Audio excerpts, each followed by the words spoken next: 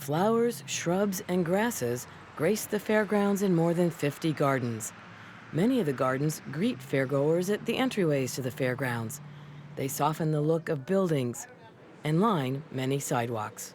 I'd say we plant roughly 10 to 12,000 annual plants every year. And then we have quite a few, probably several thousand perennial plants, shrubs, and we probably plant 30 to 50 trees every year. So we try to put them wherever the most people are going to see them and enjoy them.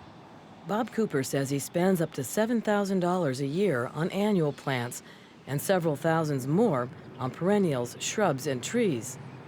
And he says he has a crew of a half dozen to help care for all that foliage. I have a crew of like 6 people that work with me all summer long and watering them and weeding and pruning and things like that. So really probably costs more to take care of them than just to buy them and plant them. Gardening is labor intensive. That's why over the years, Cooper has transitioned many of the gardens from annuals to perennials and other lower maintenance plants. The old gardener, Pete, he was a great guy, but he was planted mostly cannas and annuals and things. That's what he knew about, and they looked very nice. He would plant, I think, like 5,000 a year, buy them in. I usually do several hundred. We have gone percentage-wise fewer annuals and more permanent plantings, and we definitely use some native perennial plants in our plantings like laetris, and some of the ornamental grasses. Now some of those are native, some of them are not, but I try to pick ones that look nice and that are going to be very dependable and very low maintenance on my part.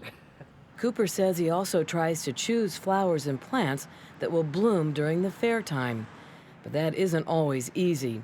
He says there are so many flowers that bloom in July in Iowa that he has been experimenting with ways to force a bloom in August.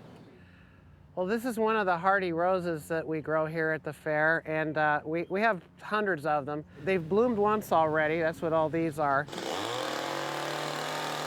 About this time of year, about a month, or maybe 6 weeks before the fair, we will shear them all back. And if we're lucky, they'll be blooming again right during the fair.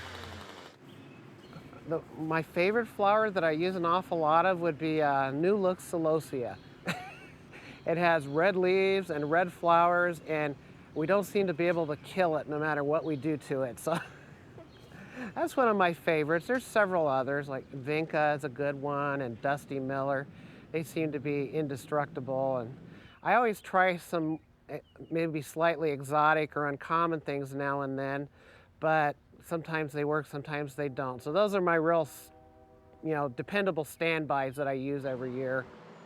If some gardens seem easy and low maintenance, Cooper says there are others that require more attention.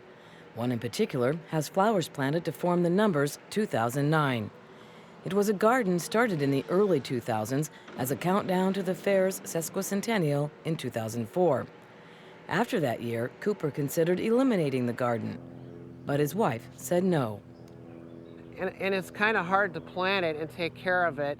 It's kind of a nuisance. It's a lot of work for me, and I've thought about getting rid of it, but then my wife pointed out one year that all these families come during the fair and take their family picture right in front of that. So I guess I'm stuck with it for now. Bob Cooper jokes of being stuck with a tough garden, but he acknowledges his work and that of his entire crew seems worth it when they hear the reaction from the public. It is nice, even some of my summer help, they'll be out here pulling weeds on a hot day, sweating a lot, and some person will come up and say, "Oh, the flower beds look so nice." So it's nice. We get some satisfaction and some thanks for our work, I guess. So the plumbers and carpenters probably don't always get that.